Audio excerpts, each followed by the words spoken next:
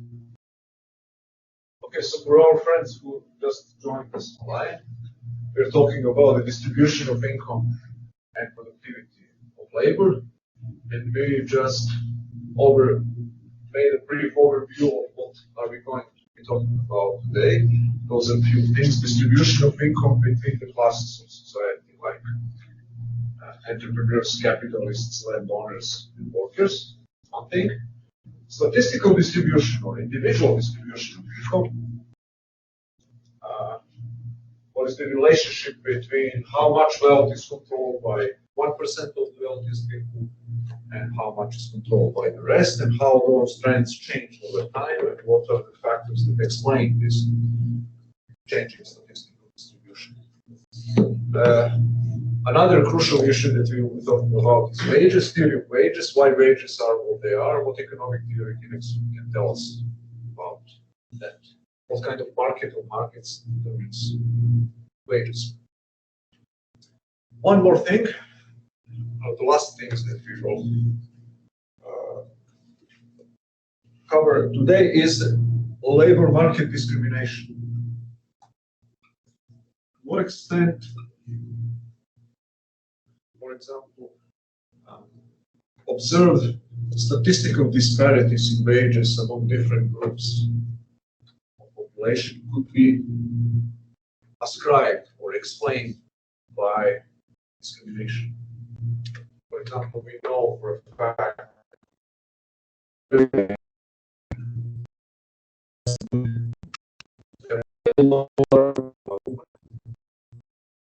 about 78 days. That's the average. Mistake. There's that difference. Now the question is, if you look at Asian Americans, white Americans, African Americans, there is significant differences in average wages. Asian Americans are by far the most, white than African Americans and Latinos. They're least. How much of these statistical disparities and differences could be explained by racism, discrimination, gender biases, gender prejudices, and so on and so on? And how much of that is just a result of market? So that's maybe the single most controversial topic today will be this one. We will cover it eventually towards the end. And we are better prepared to handle it by learning something about economic theory of the labor market. Okay, so we will begin with the second issue here, which is theoretically most important. So everything else, in a sense, follows. Theory of wages. What determines wages? Why wages are what they are?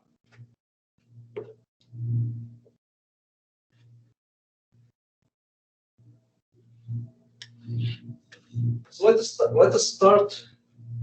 So from one of the basic points of price theory. Remember that we discussed consumer and producer goods. So consumer goods are goods that people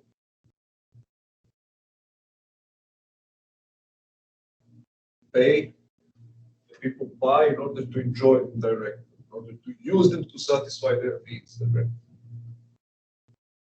And the prices of consumer goods are determined by the preferences of the public and scarcity, how scarce they are, and how strong our preferences are.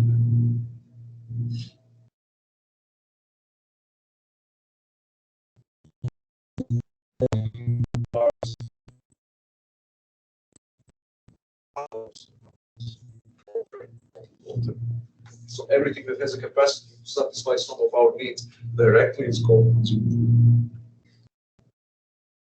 There is nothing objective in the definition of consumer good. You cannot look at some object in the world, some product, and say this is a consumer good and this is a producer good. Whether something is a consumer good is determined by our knowledge about it and our practices.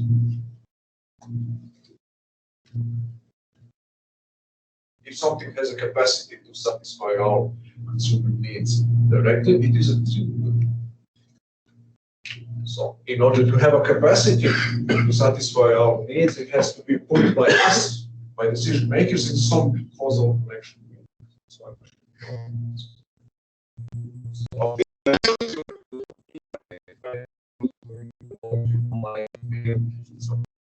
it's one the same product which can be working consumer good and not depending on the individual preferences. So that's why how the prices of consumer goods are essentially by individual wishes, individual preferences, or public that votes with their dollars. So a commodity or an item that commands a higher dollar price has won in a democratic competition, a limited amount of dollars people have incomes and people have, and will command a higher price. There is a second category of goods that are called producer goods. Those are the goods that are still scarce, which means that people pay to get them. People sacrifice other things that they could have bought in order to get them, but those goods cannot be directly enjoyed. They don't have a capacity to directly satisfy our needs. So examples of those goods would be, can you give me some examples? Producer goods. Something that is a useful good but cannot satisfy our needs directly. Raw materials. Raw materials. What else? I was going to say steel. The same thing. Are there any human services that could be that are producer goods? So producer good is everything that could be used or that is necessary to produce a consumer good. So why is a raw material a good? A raw material is a good because it could be used to produce eventually something that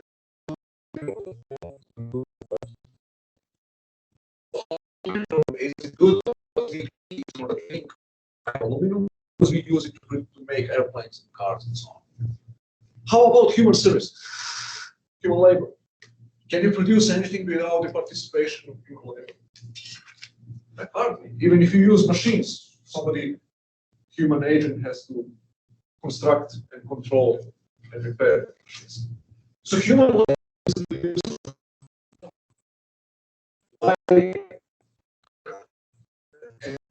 is manufacturing plant get their salaries because their employers like them, like having them around, not necessarily.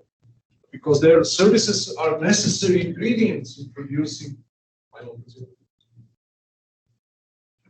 So then this is a general principle of price theory, that the value of produced goods that participate directly or indirectly in making consumer goods is determined by their contribution to production of consumer goods, by their productivity in making consumer goods.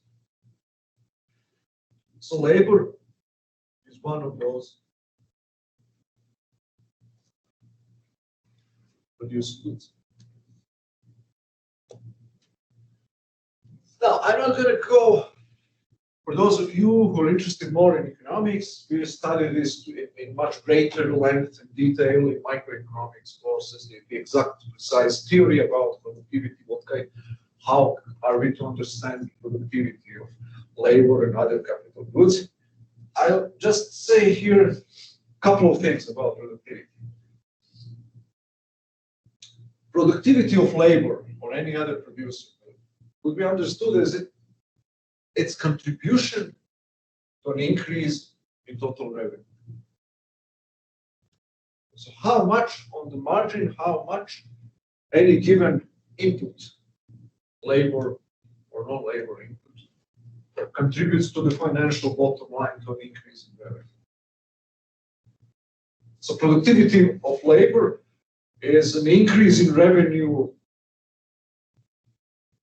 obtained by increasing the labor force by one.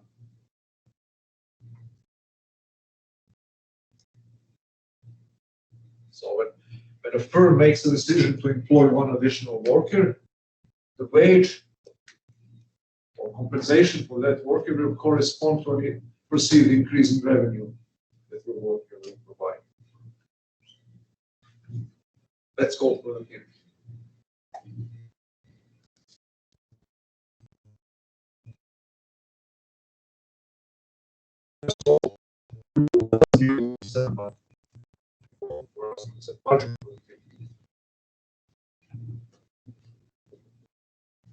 Marginal productivity of labor.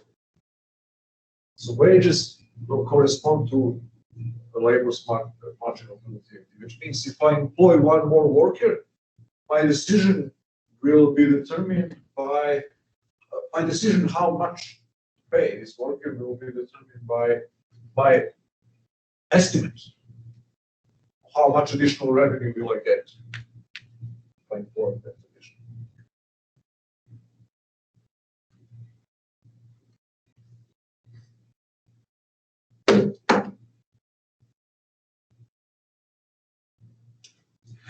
So the basic theoretical principle to distribution that some people have more than they should have, some people have less than they should have, and people are hyperventilating about the CEOs having $3 billion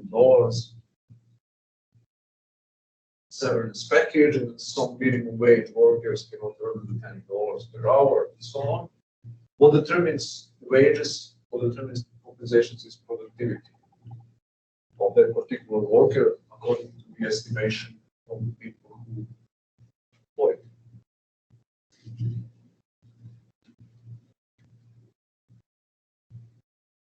Another way to look at wages, how wages are determined, is to look at the labor market as a market.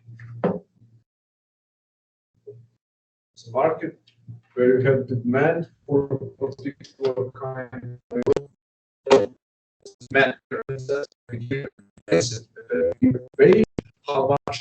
how many workers will be employed by the employers. The minimum wage labor market or some other labor market for mechanical engineers, car manufacturing, any individual labor market curve for every single segment of the labor market. And you have a supply curve. That means at any given wage, how many people want to accept to work. So then the price of labor is the wage, price of labor services. If a wage is lower, fewer people will work. If the wage is higher, of course, more people want to work.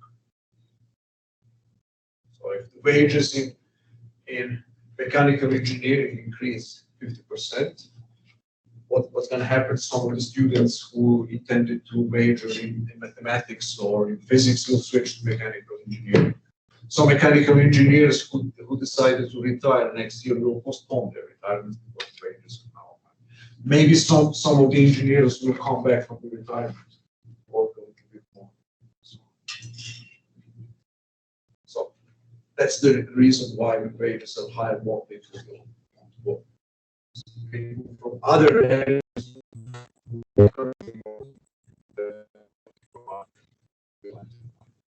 and the equilibrium, the wage that will be paid for a specific service will be the intersection of the demand curve and supply curve.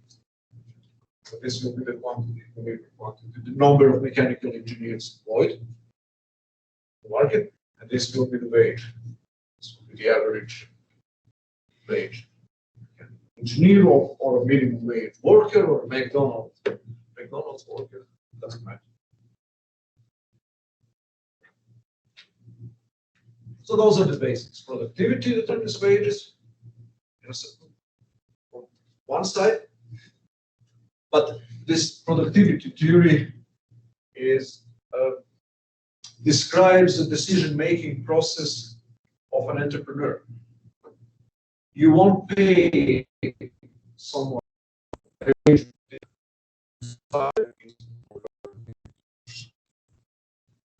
maximum wage you will be ready to raise the money for responses. But whether you will pay it or not depends also on the market. You cannot arbitrarily charge high wages or low wages irrespective of what's happening in the market. Because what's going to happen if you offer lower wages? You will not get people. What's that? If you offer higher wages, yeah, you may win in the competition for some workers, but you will be losing revenue. Your cost will be higher, and you will be losing money vis-a-vis other people who didn't increase wages.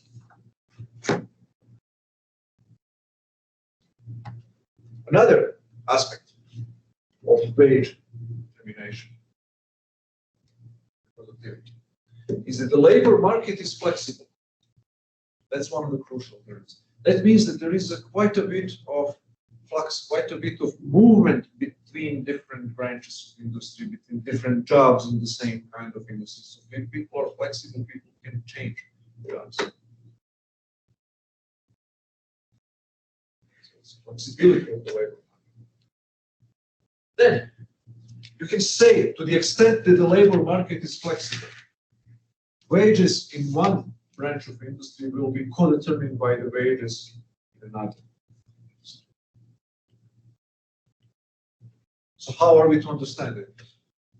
I have a question for you. You will understand it in a moment. When you try to answer yourself this simple question. You have one and the same job. A waitress in a cafe. In New York City, not a good example now. There are no cafes in New York City. Miami, for example, because of lockdown. And Belgrade, Serbia.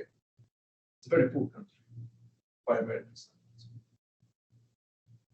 The exact same job. You're waiting tables, you're making espresso, you're selling sandwiches, and so on. And a salary of a waitress in Miami, Florida will be 6, 7, 8, 9 times higher than the salary for the exact same job. So, why is that? What I think. There's no difference. You can say, oh, this person has to work harder or has a better education or better skills, and then the wage would, higher wage would reward that. No, there are no differences whatsoever. What do you do with the cost of living in the area? Why would the employer care about the cost of living? You're greedy, selfish, profit maximizing bastard. You want to exploit your workers. You don't care about workers at all. See, that's the beauty of money. You don't expect altruism from the employer. You expect that he wants to pay as little as he can, just as the worker wants to get as much as she can be from the employer. Everybody is in the business of maximizing their own self-dependence. Nobody cares about anyone else. And still, the employer in Florida has to pay 8 times higher wage than the same greedy bastard exploiter employer in Belgrade. Why is that? It has to do with the flexibility of the labor market, which means the ability of workers to move from one area to another.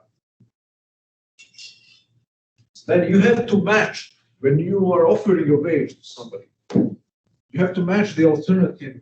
You have to take into account the opportunity cost of labor, which means what is the next best alternative that that person has in Miami, Florida, and you have to match that offer. So since America is a much wealthier country than Serbia, and wages are much higher, we will see in a moment why is that, why wages in general are much higher in the United States. Then for the same kind of job, you can get much more in America than Serbia because the employee has the opportunity to quit and go work other areas. This flexibility of labor market works as a protection against exploitation by employers. Whereas in Serbia, what is the alternative? That somebody who works as a waitress, maybe to work as a cashier in a Walmart. There's no Walmart in Serbia. There are some European equivalents of that. That wage is also much lower than a salary of a cashier in Poland. So this flexibility of labor market determines the wages, because what somebody will earn in a car manufacturing is related what people earn in coal mining, what people earn in many other jobs that are potentially substitutable, that people potentially can move to if they're not satisfied with the conditions in this particular.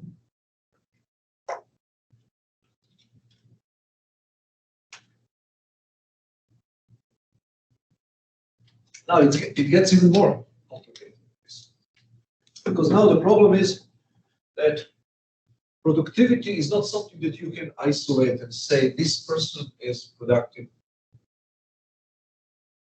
forever, deserves a salary of $3,000. This worker, you look at his profile, his whatever, IQ, education, practice, training on the job, they say the salary that this person deserves is $2,500. You cannot say that. Why can't you say that? Wouldn't that be just fair to say? My skills, my energy, my working habits, how hard I'm likely to work, should determine my wage. What's wrong with that?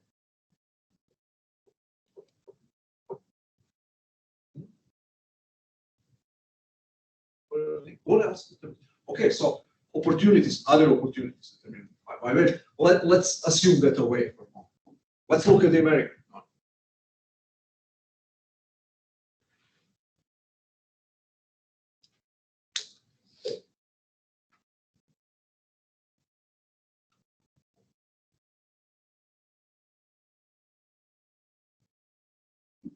Imagine a young man in his 20s, full physical strength, wants to work as a farmer in 1905. And the same man transported in 2021.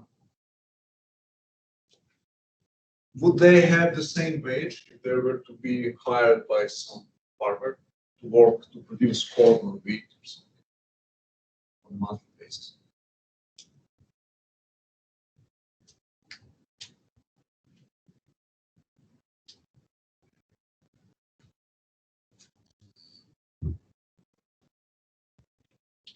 The absolute wages in terms of purchasing power, and find how much they can buy or whatever they are. Obviously, the wage in 2021 will be way higher than the equivalent wage in 1901.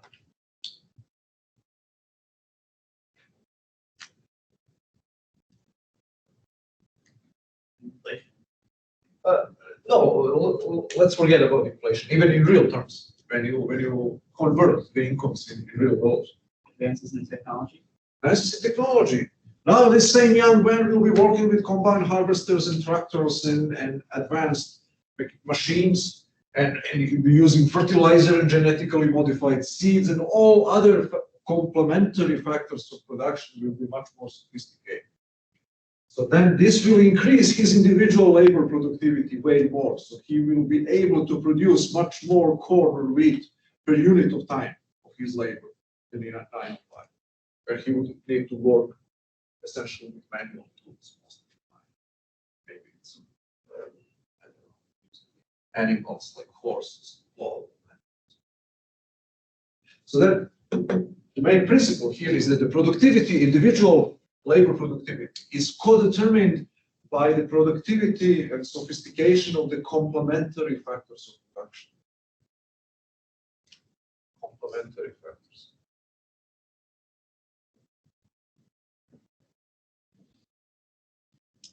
So those are machines, tools, equipment, technology, availability of raw materials, and so on. So then you have the two identical people, but if one of them works with a better technology, she will produce much more and will command a much higher wage. So that's the main reason, one of the main reasons why American wages in general are higher than Serbian wages, because not so much that American workers are better educated and trained. On average, they are, but that's not the difference. Believe me, like a Serbian doctor is not 10 times worse than the American doctor. Some areas they're quite comparable. I did some dental work in Serbia over there. They're as good. Some of the Eastern European dentists and doctors are as good as the Westerners. That's not the reason that they earn much less. The reason why they earn much less is actually that they work in a much poorer country where the opportunity cost of their labor is much lower. And that's the case because in general, the entire labor population works with much inferior capital machinery. It's much lower productivity. So productivity of labor is co-determined by the productivity of complementary factors of production. And those complementary factors of production are typically described as capital goods. Machines, tools, equipment, technology.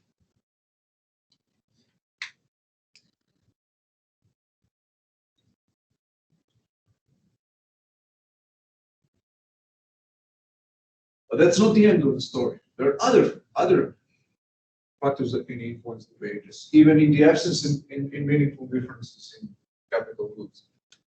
You have two identical firms, same kind of workers, same level of training and ability, the same machines and tools and equipment, but two different models of management. If you better manage a firm, you can earn much more money, and actually the wages. Workers could be more productive, workers could be producing much higher value if a firm is managed well. So there's some statistical evidence in your book is used in the United Kingdom that the American-owned firms actually wages are 20% higher than in English. It's very similar conditions, actually. There are no meaningful differences, but for the management practices, which are much more sophisticated in American firms. So what are those management practices? Organizing production, coordinating production, preventing shirking, preventing inefficiency, and so on. So all these factors will contribute towards labor productivity. Capital goods and management are two independent, and technology are independent co-determinants of wages compensation.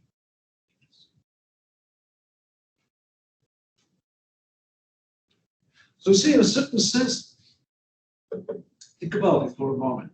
You have this popular perception that capitalists are exploiting workers. You've heard about that. It's part of the wages.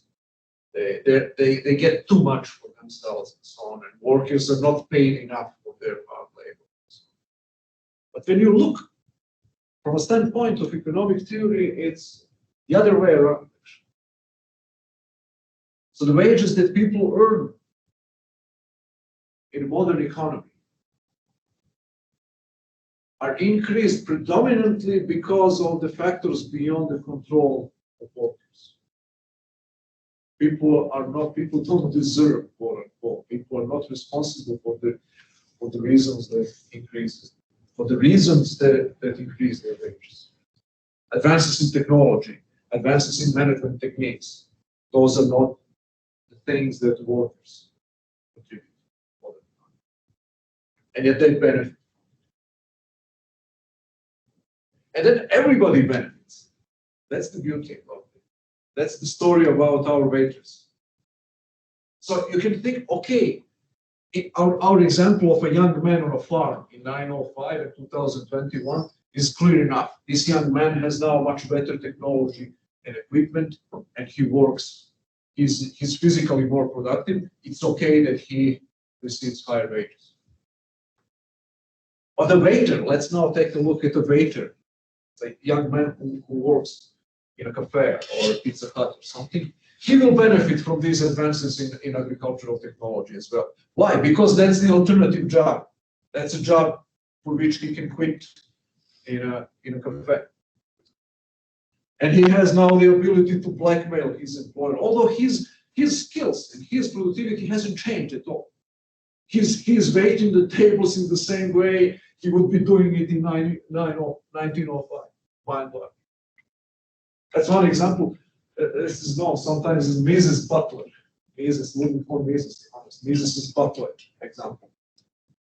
I use it as an example of a waiter. He said, Butler, who served Lord Palmerston in the 17th century, was doing the exact same job as a butler who is serving wealthy clients in some hotel in 20th century. And yet the latter butler receives 10 times or 15 times or 20 times higher wage. What changed is not the nature of his job and the way how he discharges his duties, it's the rest of the economy that changes, that benefits himself as well. Now he has some opportunities that he didn't have 300 years ago. So you see, those benefits, those, let's say, subsidies to labor from capital, do not exhaust themselves only in direct transfers. That now I'm a farm hand on your farm, and I earn 10 times more than I would be earning without machinery and equipment that you provide with. It's not only that, but also other people indirectly benefit from that because they have now the opportunity to bid up the prices of their wages in other areas of industry that are potentially substitutable, that potentially could be at labor.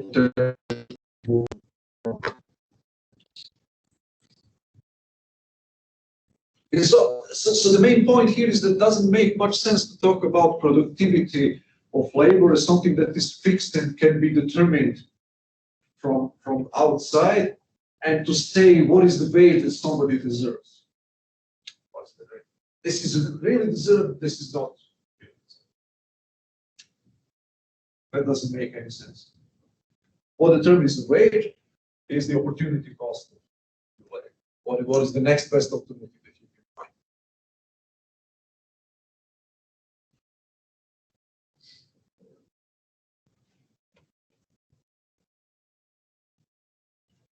Any questions? Let's go.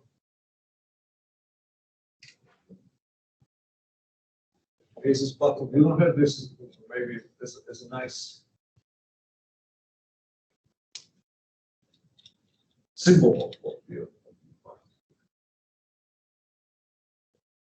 It reflects how you see how the economic causation is a bit more how you need to look at the surface. How the popular discourse about economics is a shallow and superficial and simplistic. See how many things influence one number that you look for is the annual salary. Actually, it's influenced by a variety of things that you wouldn't ordinarily talk of as wages. Advances in technology applied in agricultural business influences the salaries of butlers. They do.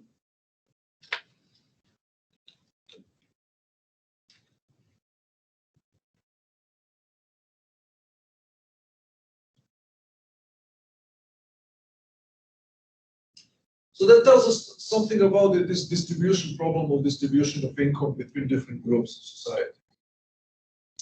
You're familiar with this basic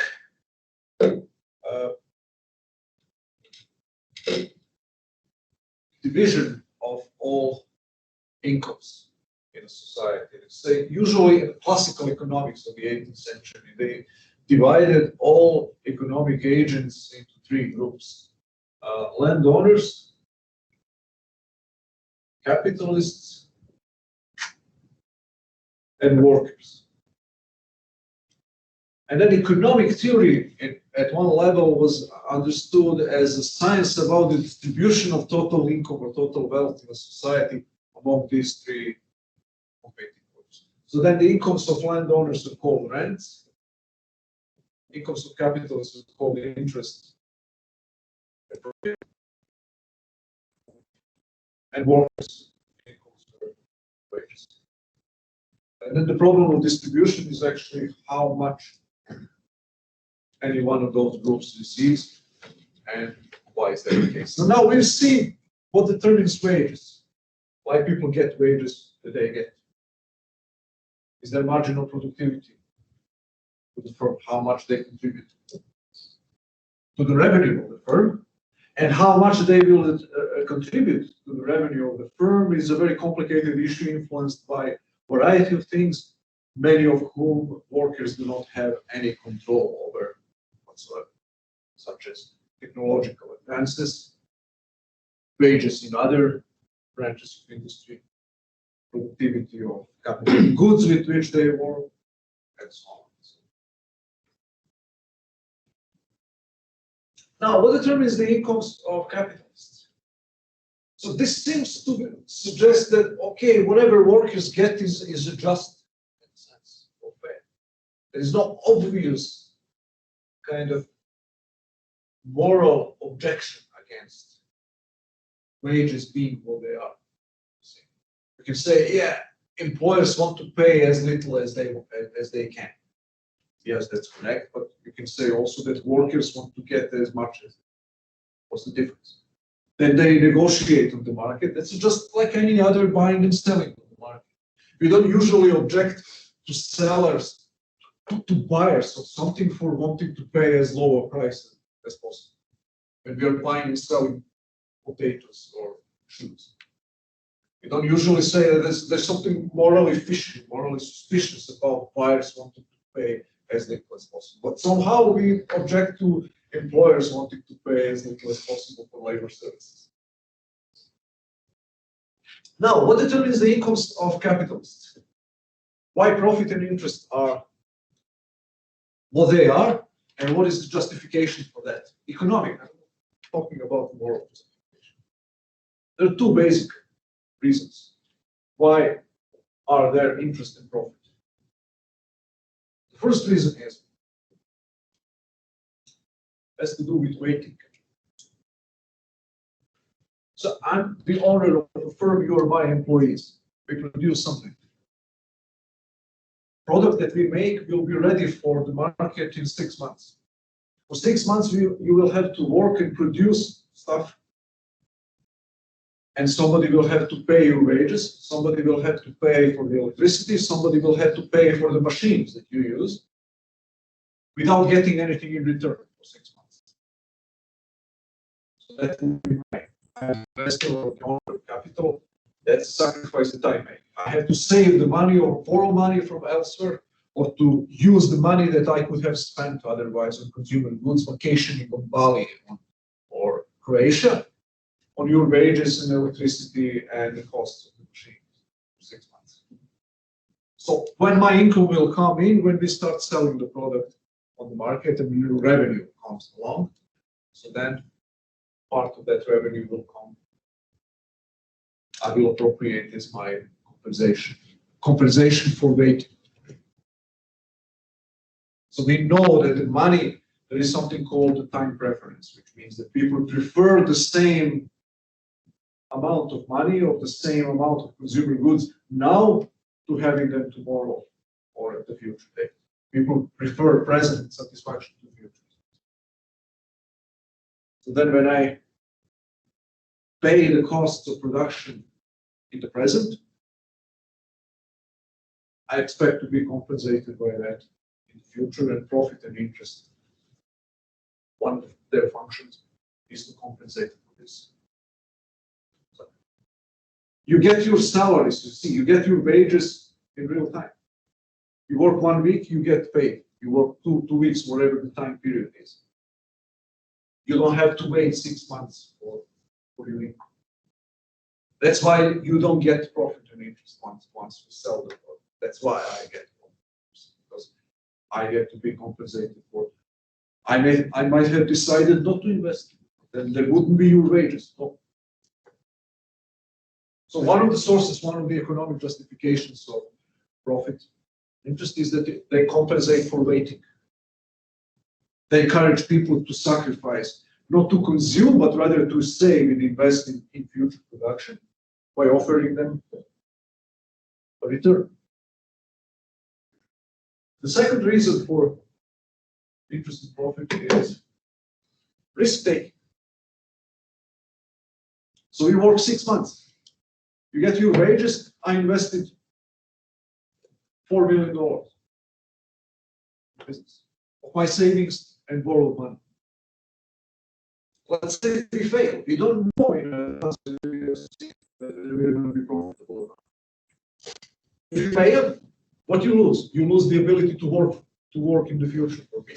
But your salaries that were paid over a period of 6 months are not going to be paid back. That's your money, it's gone. You don't owe me anything. But I lose everything. If we fail, if we go bankrupt, I'm going to lose all $4 million that I invested. So then I need to be compensated for this risk. I'm taking this disproportionate risk. You're taking some risk as well, that maybe after 6 months you will lose your job. But you're not risking your income that you receive in the meantime. Whatever salary you receive over a period of working for me, it's gone. It's yours. You don't have a contractual obligation to pay it back. Whereas my money, which is gone, it's gone. So then another source of another economic justification for the phenomenon of interest is compensation for risk taking. Compensation for waiting for income, compensation for risk taking.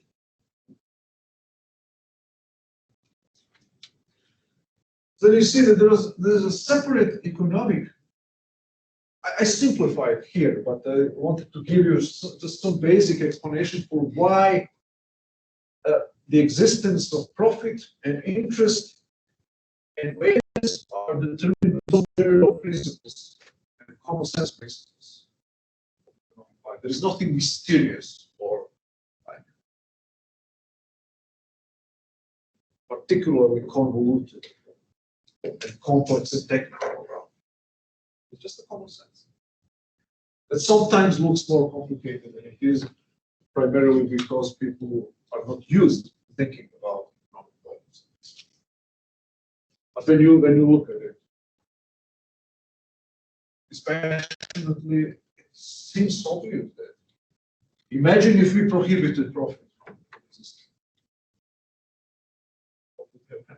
How many people would be risking their own savings to invest in new things and to try and innovate and to risk in something that is different, potentially better? So who would get hurt by that? There will be no profit, but there will be no new goods and services and products that are cheaper or better than anything that exists nowadays.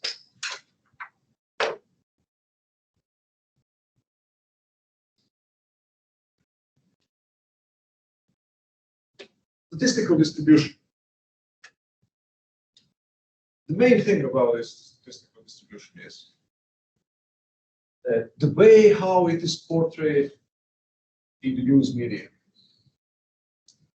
is again very imprecise, doesn't conform to the real economic facts of the ground. So you will hear very often this division of the income distribution into quintiles. 20% wealthiest people, 20% the second wealthiest quintile, second wealthiest 20%, and so on down the line. Or to be more precise, 20% highest income earners and 20% lowest. And then what they would say, for example, is in 1985, the lowest quintile was earning whatever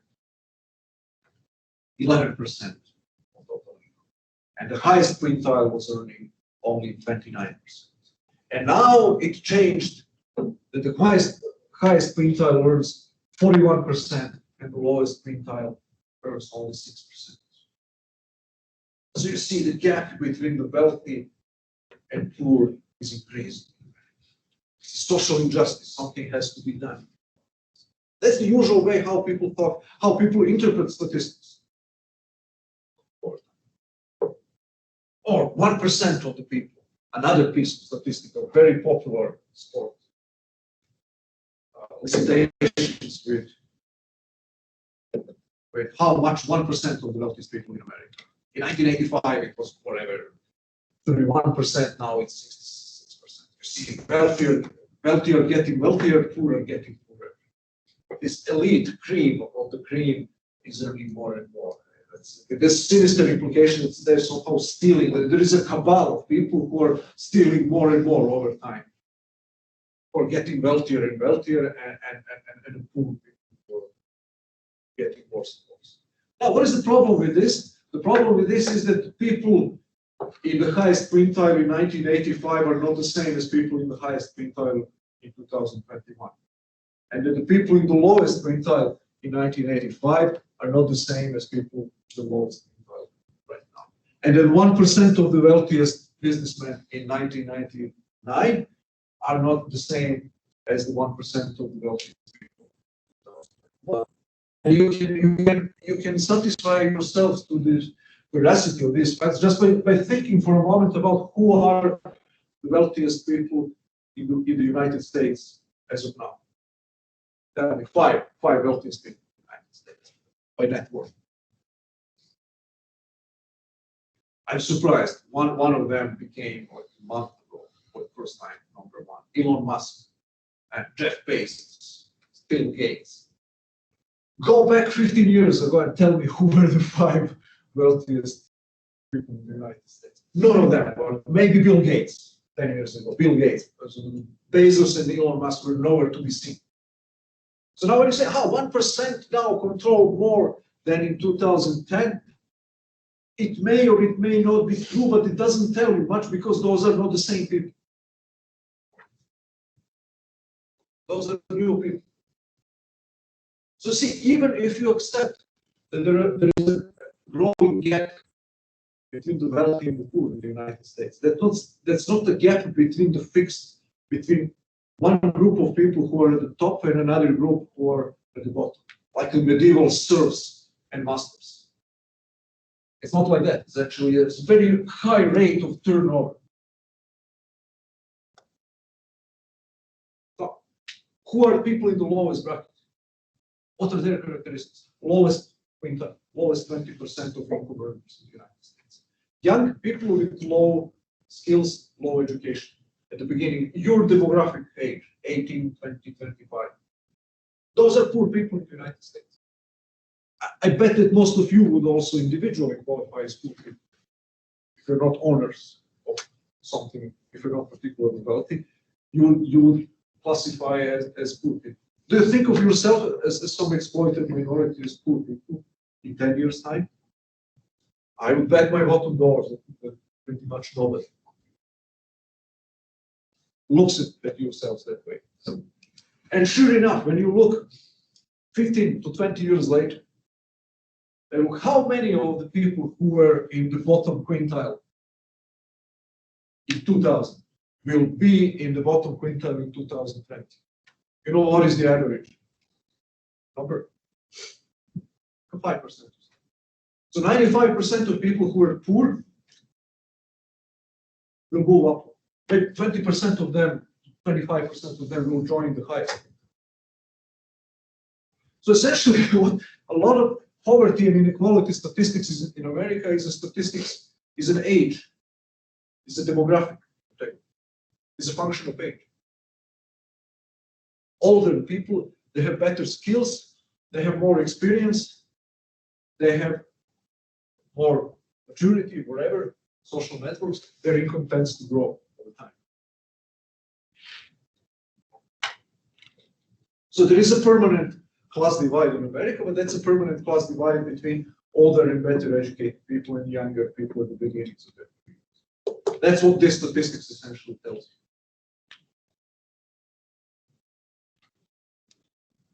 So that's very different from this sinister implication that there is this very sharp class divide between haves and have-nots, and people are stuck in their position of poverty forever, or they're protected against losing their wealth forever. Very few people who are on the Fortune 500 list right now will be there in 10 years. Very few. Just like very few of the people who are in the bottom quintile of income distribution will be there in 10 years. Some people will get there, But those are disproportionately, people who are alcoholics, drug addicts, some people who have some really tough personal problems. There is a certain number of those people. But the overwhelming majority of people who are technically qualified as poor will not be poor. That's one kind of slightly tricky fact to wrap your head around, because it goes against the way how the media presents economic facts and how politicians very often, for their own selfish interest, present economic facts. Another aspect of this is that they say the household wealth. Another piece of scary statistics. Household income is stagnating in the United States, or even declining. From 1965 until 2005, it hasn't increased at all in real terms, in real dollars. And then you look at the devil is in the detail. Always you look then in the composition of the households and the size of the households. You see that the number of family members in the meantime decreased significantly. So then when you look at the individual earnings, incomes increase dramatically, but just the size of the household has shrunk. And it shouldn't shock you that the household income wouldn't move very much when the size of the household went down from 6 to 3.5. Then the real per capita income, of course, increased 2 times. That's, you see, statistics is very tricky if you don't use it carefully. Another thing, you heard probably about that one as well, wage stagnation. Wages are not increasing in America at all in the last 30, 40 years. Capitalists their profits are increasing, the Wall Street is getting rich, but the workers don't get anything. The real wages stagnate. No, technically that's true. Now, what this omits is actually that when you look at the total compensation, workers' compensation packages, which include wages, plus other fringe benefits such as health care, unemployment insurance, paid leaves, sick leaves, and all kinds of other fringe benefits that are costly as well. It increased very much, indeed, very much on par with an increase in real GDP. Now, why fringe benefits increased much more than the wages? There are subjective and objective reasons for that are reasons connected with individual preferences of workers and employers.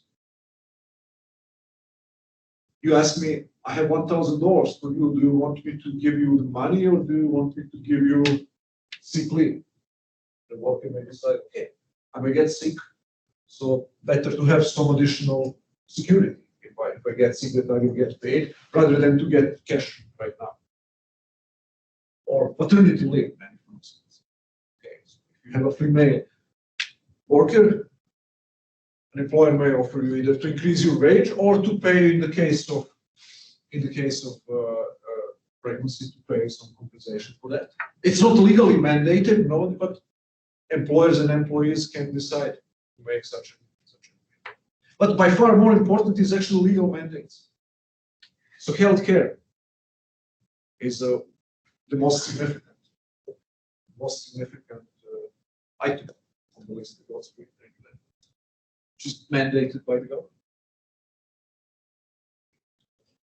So from a standpoint of an employer, it doesn't matter.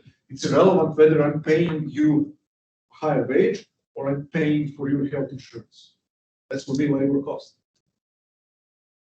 So when you look at the total structure of the labor cost, the total monetary value in real terms of everything that an employer has to pay for a worker, it increases pretty much in sync with an increase in productivity. There is no exploitation of labor. It's just that the structure of the compensation package changes, that the wages comprise a lower percentage of total package, and other fringe, non-wage fringe benefits comprise a greater portion.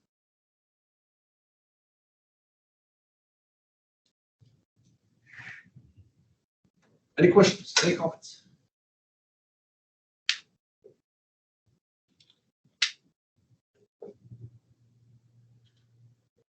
Okay, let's move here about 15 minutes. Discrimination. Now, this is a topic. The claim, another very popular claim.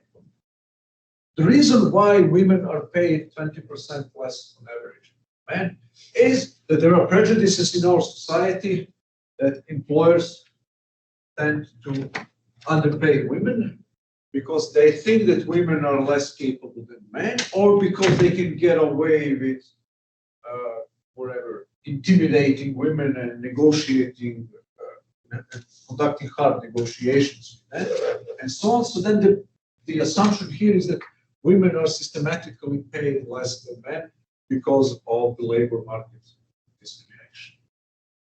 Or similarly, the fact that black employees on average earn less than white employees testifies to the fact that most employers who are white have prejudices against black people, and they don't like black people, and they decide to pay them less than white.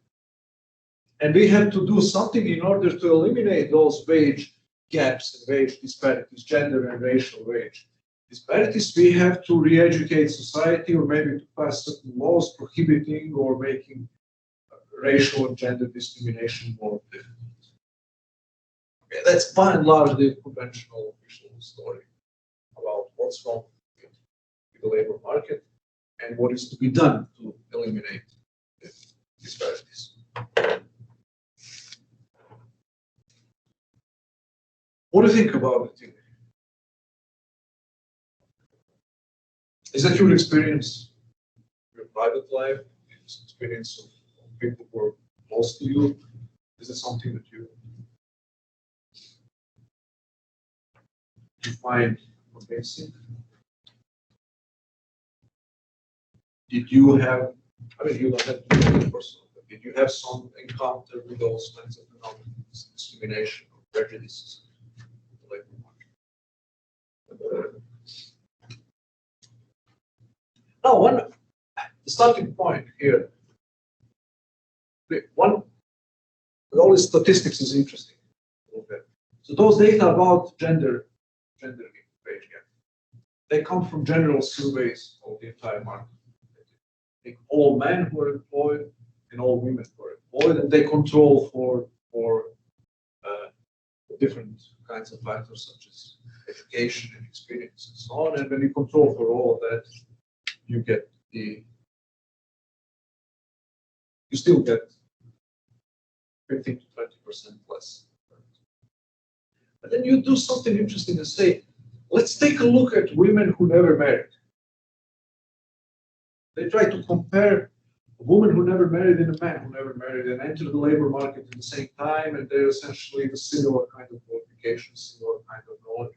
And then look at their wages 15 years. And many studies were conducted with this.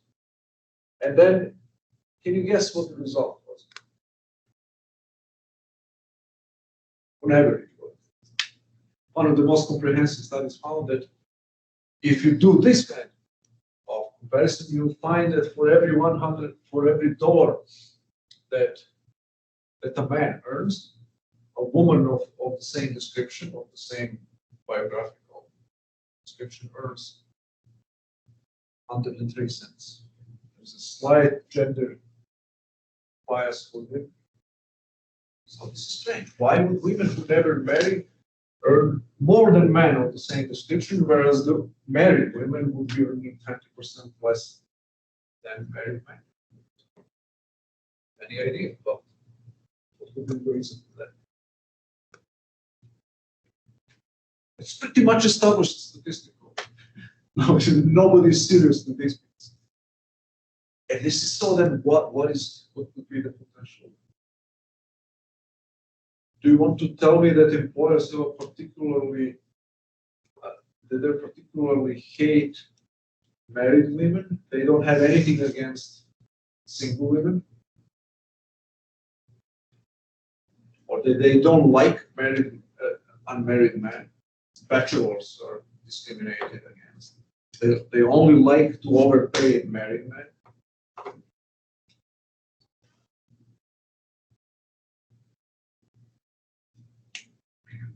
What do you think? What could be the potential reasons for this strange mismatch? Why would women who never marry earn much more than women who have kids?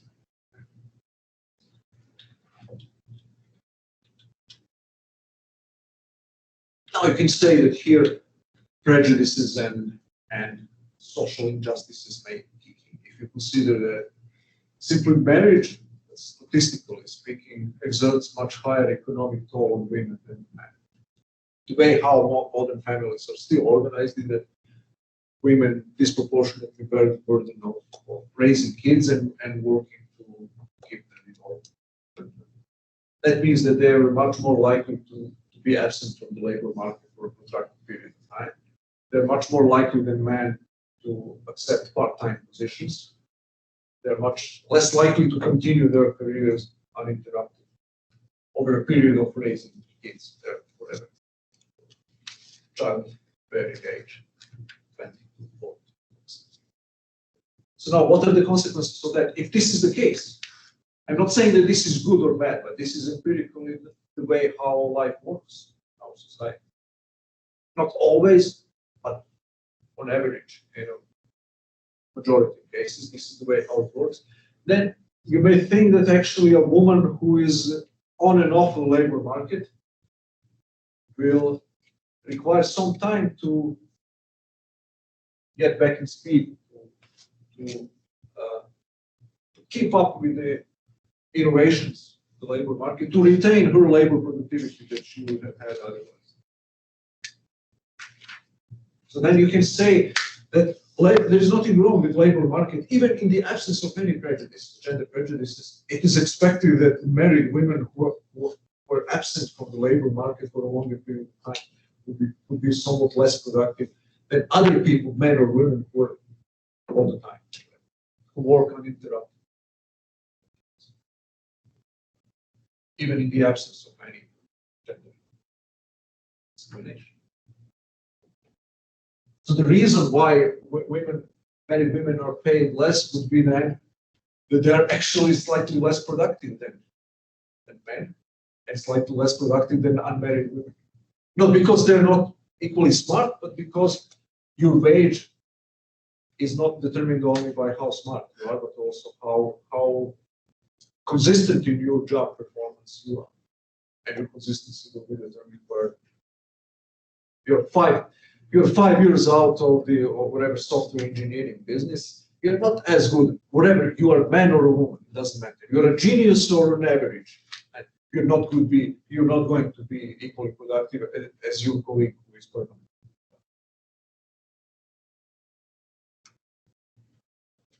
So that's one explanation that can help you actually understand why this seeming paradox that unmarried women earn equally or slightly more than men of equals. It's because they are on the labor market. They don't have this handicap, economic handicap. I'm not saying anything about from an individual standpoint of every family, of every woman, whether that's a good or a bad decision to raise 6 kids and be outside of the labor market. From an economic point of view, that's a distinct disadvantage. There's no doubt. So obviously, the fact that people, men and women, continue to make such choices just testifies to the fact that they consider it worth it. Now you can say that's unjust, that's exploitation of women, but then you would be having, in my book, you would be having a terribly condescending view of women, saying that they don't know what they're doing. They need somebody to enlighten them about what is good for them. Right? That they should be putting more weight on careers and less weight on raising children. So that's not a particularly productive way of thinking about people.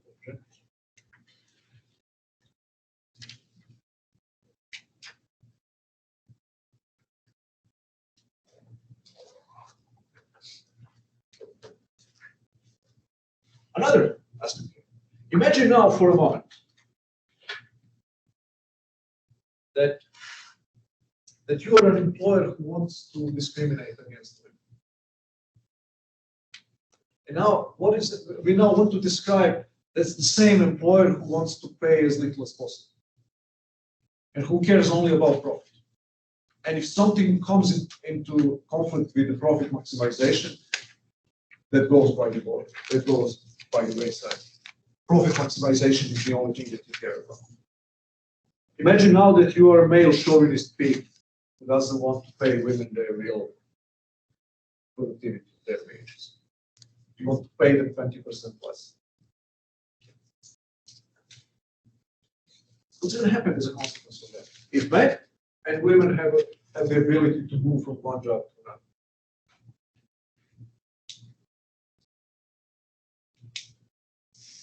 it's going to be costly for you because other people will be there motivated to pay 82 cents instead of 80 cents. You would be losing your employees. So then somebody else will be inclined to pay 85. And then some evil, greedy, exploitative bastards will be ready to pay 90 or 95. So the price of this exploited female labor will be beat up by people who want to earn money and who don't care so much, who may be also male chauvinist pigs, but who like money better than to mistreat women. And if business history tells us anything, you're not very likely to survive for a very long in business if there is anything else that is more important to you than making money. So then the point here is that you can be a bigot or a prejudiced person who hates this group or that group, but it's costly. You will have to pay for exercising your bigoted preferences. And more you try to exercise them, more it will hurt you economically or financially. So then you see, one of the beauties of the market system is that it works against irrelevant characteristics. The only this heartless monetary mathematical calculation trumps everything else, including prejudices. I might hate whatever Asian people and don't want to pay them, but if they're the best mechanical engineers and scientists, as they very often are in this country, I'm not going to go very far without paying them their real economic value because somebody else will do it and I will be losing my benefits. And I don't have to swallow my pride or to swallow my bigoted preferences. If I want to stay in the business, I will have to pay essentially what people are wanting. Not because I'm a nice person, but because my profit maximizing motive is stronger than any other consideration. So that's another reason why it's not very likely that you will that discrimination, gender and racial discrimination, will have a significant influence on the level of wages of different groups, because it goes against the profit maximization. The only conceivable conditions in which this will work is that everybody conspires to pay women less, which is highly unlikely.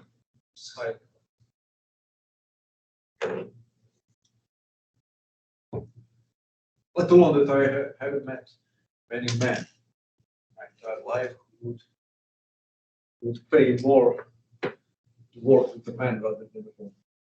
That's being very unclean. If anything, it's the other way around.